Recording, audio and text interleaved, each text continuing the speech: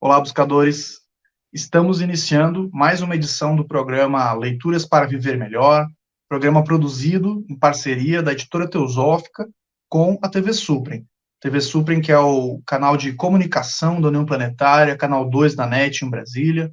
E se você estiver acompanhando pelas redes sociais, pelo YouTube, pelo Spotify, não deixe de curtir o vídeo, se inscrever no canal, que assim você nos auxilia a produzir cada vez mais conteúdo de qualidade para todos vocês. E hoje nós iremos conversar um pouquinho com o Pedro Oliveira. Tudo bem, Pedro? Seja bem-vindo. Oi, Charles, tudo bem? Tudo ótimo. Agradecemos a sua participação, né, sua disponibilidade. O Pedro está na Austrália, então temos aí uma mudança de fuso horário aí de 13 horas, né? Aqui tá, o dia está terminando e lá o dia está amanhecendo. E o Pedro é uma pessoa muito experiente, né, muito envolvida com o movimento teosófico. Ele se filiou à Sociedade Teosófica ainda em 1978, foi membro inicialmente da Loja Dharma de Porto Alegre e foi estudante bolsista da Escola Crotona, né, uma escola teosófica que fica na Califórnia, e trabalhou como secretário internacional em Adyar, na Índia, né, onde ele teve a oportunidade de conviver bastante com a Radha Burnier, que era filha da figura que nós iremos falar hoje, que é o Sirihan. Então, ele também foi coordenador educacional da Sociedade Teosófica na Austrália, onde ele reside atualmente. E o livro que ele escolheu para conversarmos hoje é justamente de sua autoria e se trata, né, de uma biografia do Sirihan. N. Sirihan, Uma Vida de Beneficência e Sabedoria, que acredito, Pedro, você então publicou primeiro esse livro em língua inglesa, estou correto? E depois ele foi traduzido, acredito você mesmo, né? Traduziu para a língua portuguesa e oportunizou aqui publicação pela Editora Teosófica no Brasil. Fala um pouquinho para nós do porquê que você quis produzir, né, uma biografia do Sirihan e como que foi esse processo de captação dessas informações e o seu desenvolvimento. Obrigado, Charles. Há muito tempo atrás, o que para mim quase parece um kalpa, a palavra kalpa em sânscrito significa uma idade quase ilimitada. Eu fui um jovem teosofista que participava de eventos no Centro Raja. E o Centro Raja tem uma biblioteca bastante ímpar, né? E eu descobri, me equilibrando nas prateleiras da biblioteca, eu descobri alguns dos livros do Sr. Shirihan. E eu não conseguia, a biblioteca não tinha condições de emprestar livros, então eu li alguns deles durante os encontros, ou parte deles, e fiquei muito impressionado com a clareza do pensamento dele, né? Depois eu conheci várias pessoas que foram muito tocadas pela presença dele, inclusive um, um antigo sacerdote da Igreja Católica Liberal em Porto Alegre, que não conseguia falar inglês, mas que, na despedida do senhor Sirihan de Porto Alegre, ele enviou para ele uma forma pensamento do mestre, né? E o Sirihan estava cercado de pessoas. Ele me disse, com lágrimas nos olhos, que o senhor Sirihan parou, deu a volta e localizou ele no meio da multidão, foi até lá e cumprimentou ele. Existem muitas histórias desse tipo. Então, eu manifestei esse interesse de continuar estudando os livros dele e aprender um pouco acerca da vida dele. Depois de eu residir em Adyar, de 92 a 96, eu voltei para o Brasil temporariamente, depois vim para a Austrália. Eu estava em comunicação com a senhora Radha Burnier, eu disse para ela: a vida e a obra do seu pai são tão profundas e tocaram tantas pessoas. A senhora me autorizaria a criar elementos de uma breve biografia dele? E ela concordou. Aí, quando eu fui para Adyar de novo, no segundo período, em 2009, eu trouxe comigo o manuscrito do livro, né? Então, ela editou um pouco, né? Não muito. Uma artista da cidade de Chennai, que fez muitas capas da editora teosófica em Adyar. Ela fez uma capa muito bonita do livro dele, com tons de açafrão, né? E o livro foi publicado em 2009.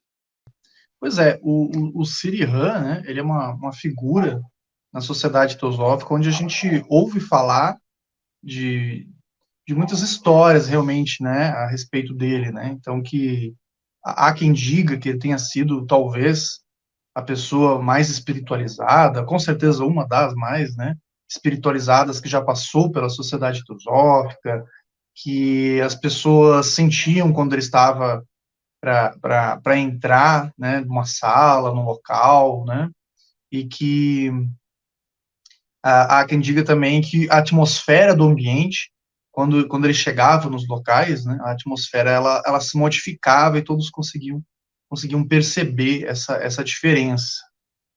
Com certeza você, né, residindo, passando tempo na Índia, né, na sede internacional da Sociedade Teosófica, tendo contato muitos anos com a Radha Burnet, sua filha, né, deve ter tido contato com muitas dessas histórias. Algumas delas estão no livro, Pedro? Fala um pouquinho para nós. Sim, quando eu manifestei esse interesse de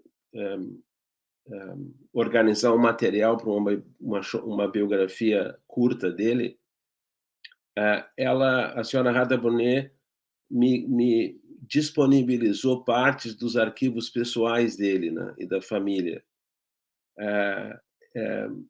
E haviam pequenas notas dele escritas a lápis. Ele gostava de escrever a lápis e não a caneta. E existem várias histórias. A secretária dele foi uma teosofista americana de grande importância. O nome dela era Elith Niswanger. Ela morava em Colorado, nos Estados Unidos, e ela trabalhou em Adyar por mais de 30 anos. E aconteceu um incidente em Adyar durante a presidência dele. A Adyar tinha e tem uma cooperativa de trabalhadores, né? Dentre os atributos dessa cooperativa era fornecer pequenos auxílios financeiros para pessoas em necessidade. Então, um dos trabalhadores fez um pedido de auxílio, mas esse pedido de auxílio, por alguma razão, demorou muito para ser processado.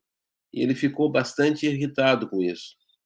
Então, o senhor Shriram chegou na sede internacional, no saguão internacional, onde tem as estátuas de Olcott, Blavatsky e Dra. Bezan, enfim.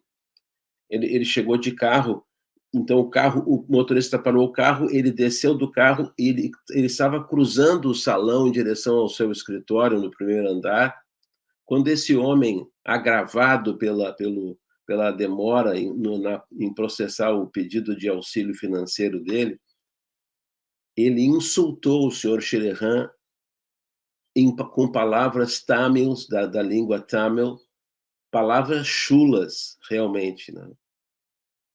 Todo mundo ficou horrorizado. Quando ele começou a insultar o senhor Shriram, o senhor Shriram parou e decidiu escutá-lo, né? No que ele tinha a dizer, na maioria dos casos, insultos. Quando o homem parou de insultá-lo, ele continuou caminhando e foi para o escritório, né? E começou o dia dele como presidente. Na parte da tarde, o tesoureiro da sociedade mandou vários cheques para que o presidente assinasse. Um deles era um cheque de auxílio financeiro para esse homem que o havia insultado. Aí a secretária trouxe o cheque para a mesa dele. Ela disse: aqui está o cheque desse homem que o insultou. Ele disse coisas horrorosas a seu respeito. Você não vai assinar esse cheque. O Shriram olhou para ela e disse: o que ele disse? Em poucas horas, as impressões emocionais e mentais daqueles insultos tinham desaparecido da mente dele. E você vê que, para nós, né, que ainda estamos lutando com a nossa evolução pessoal, quando se é insultado, o insulto não desaparece tão logo, né? Eu conheci pessoas em Porto Alegre que tiveram uma confrontação verbal acirrada e nunca mais falaram entre elas até morrer. Então, você imagina que... E provavelmente isso vai ter que ser processado numa futura encarnação. No caso de uma pessoa com o Sr. Shriram, a mente era tão clara, tão focada no momento presente, que ela não arquivava nada. Então, isso é apenas uma das histórias. Enquanto você falava, eu estava aqui imaginando justamente isso, né? Que no nosso dia a dia, aqui no nosso mundo normal, né? Que as pessoas carregam as ofensas muitas vezes por uma vida inteira, né? Ou ao menos durante muito tempo, né? Ou muitas horas, muitos meses, muitos anos, e às vezes, como você mesmo exemplificou, até o fim de uma vida e provavelmente mais de uma vida, né? Aí volta com os, os encargos kármicos, né? Nos trazendo novamente em contato aí em futuras reencarnações, né? Este é o programa Leituras para Viver Melhor. Hoje estamos conversando com o Pedro Oliveira sobre um livro de sua autoria, uma biografia do Sirihan, N. Sirihan, Uma Vida de Beneficência e Sabedoria. Nós iremos para um rápido intervalo e voltamos daqui a pouco. Até já.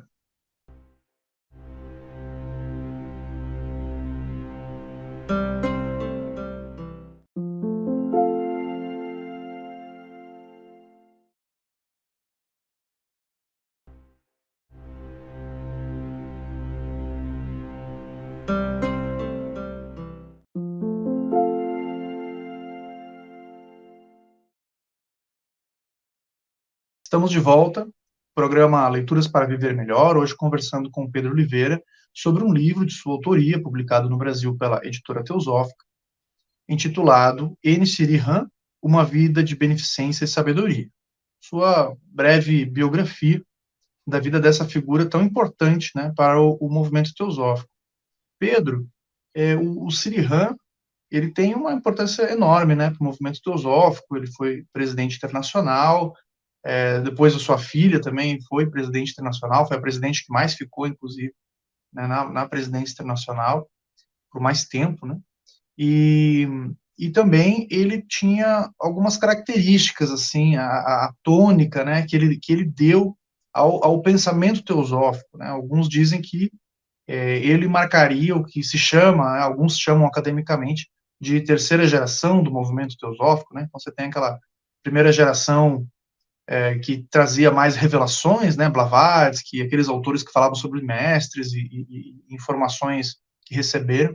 Depois a investigação clarividente ali com a segunda geração, né, Anibesa, Anibita, e o Sirihan, ele traz uma abordagem que alguns chamam de mais psicológica, porém extremamente didática, né, uma linguagem que qualquer pessoa, mesmo sem conhecimento prévio, consegue se beneficiar. Fala um pouquinho para nós, na sua visão, do peso que o Sirihan teve para o movimento teosófico e para a história da sociedade teosófica.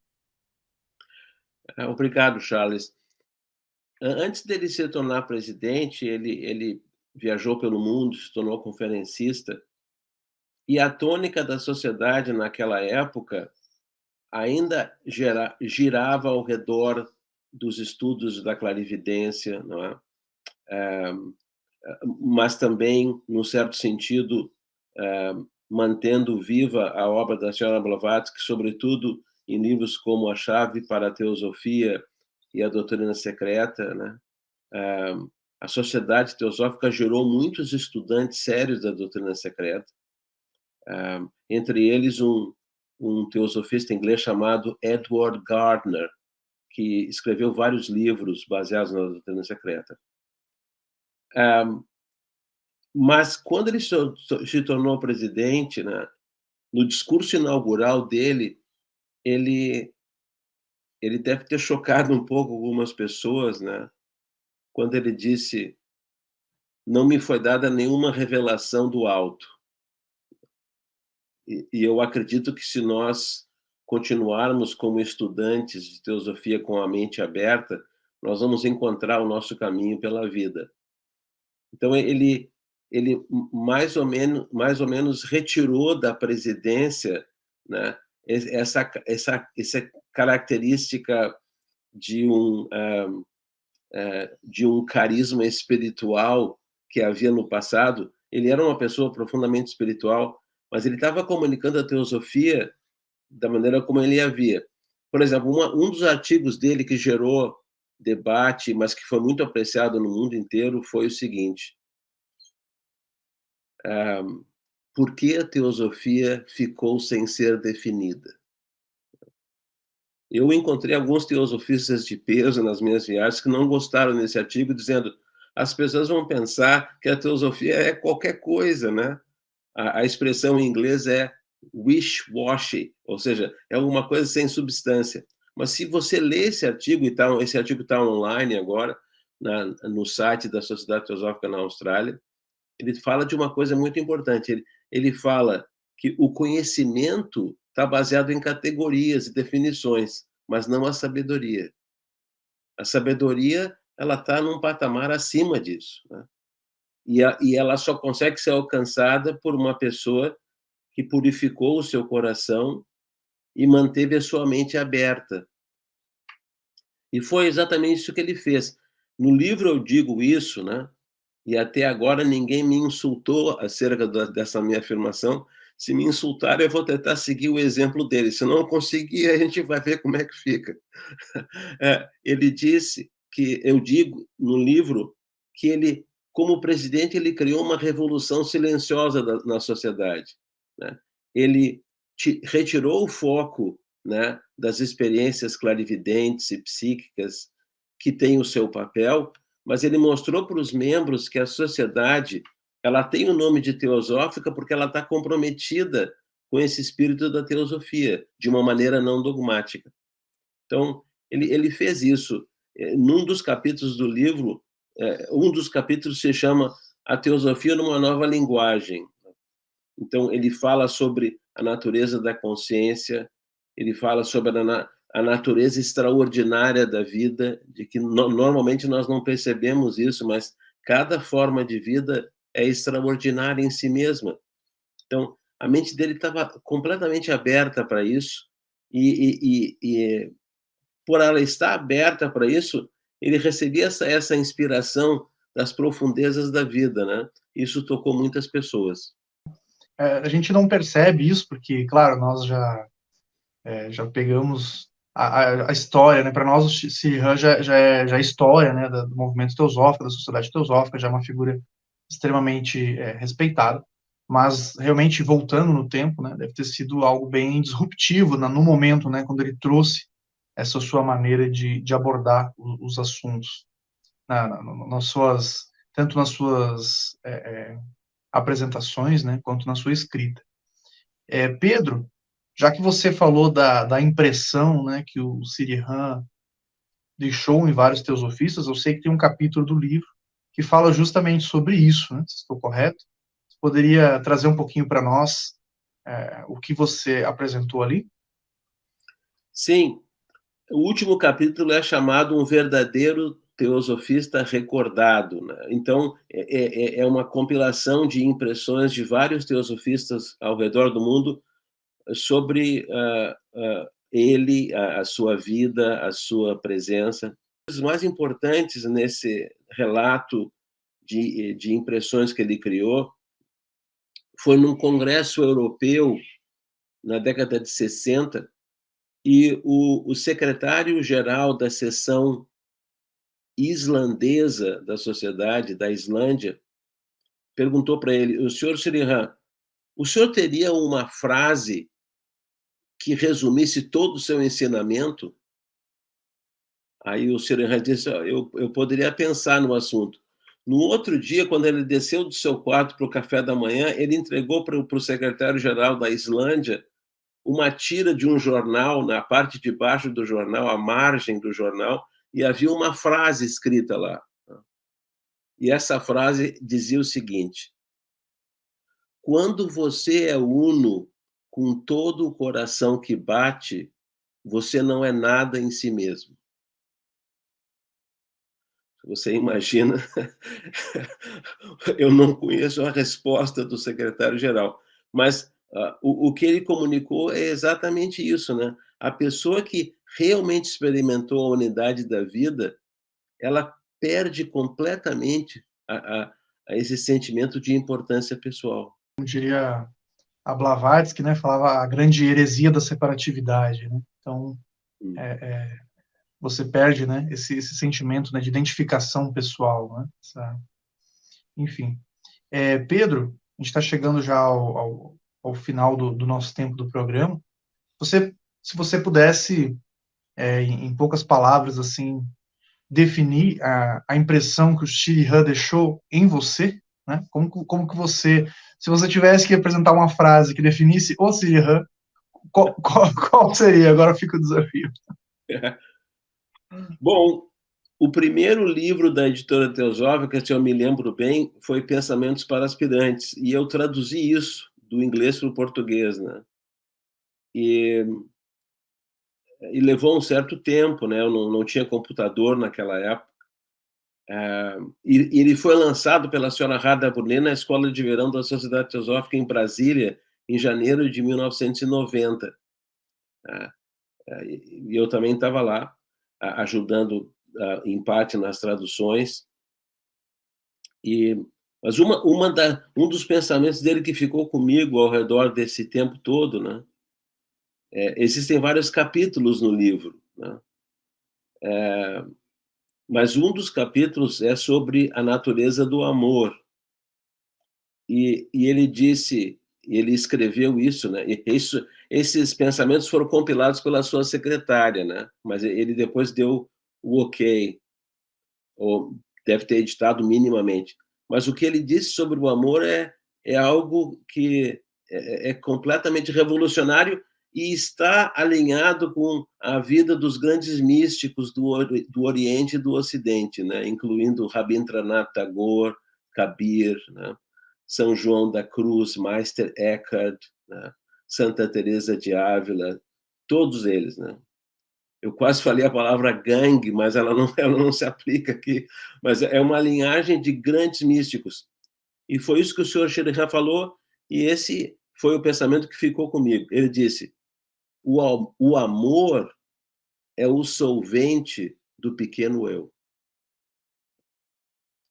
Ou seja, as pessoas que trabalham com pintura, elas precisam do solvente para apagar certas manchas que são indevidas ou que não foram planejadas, né? E ele disse que quando existe amor na vida de uma pessoa, a importância pessoal se esvanece, né? E acho que isto por si só é uma lição que vale a pena escutar. Uma chave aí, né? Um objeto de meditação valiosíssimo aí para a gente levar conosco para toda a vida e para as futuras também. Pedro, gratidão pela sua participação. Obrigado. Esse foi mais um episódio do programa Leituras para Viver Melhor. Hoje conversamos com Pedro Oliveira sobre um livro de sua autoria, publicado no Brasil pela editora Teosófica, M.C. Rihan, Uma Vida de Beneficência e Sabedoria. Uma breve biografia de um importante ex-presidente da Internacional da Sociedade Teosófica, autor de vários livros, uma figura muito respeitada no movimento teosófico. Nós vamos ficando por aqui. Até o nosso próximo encontro.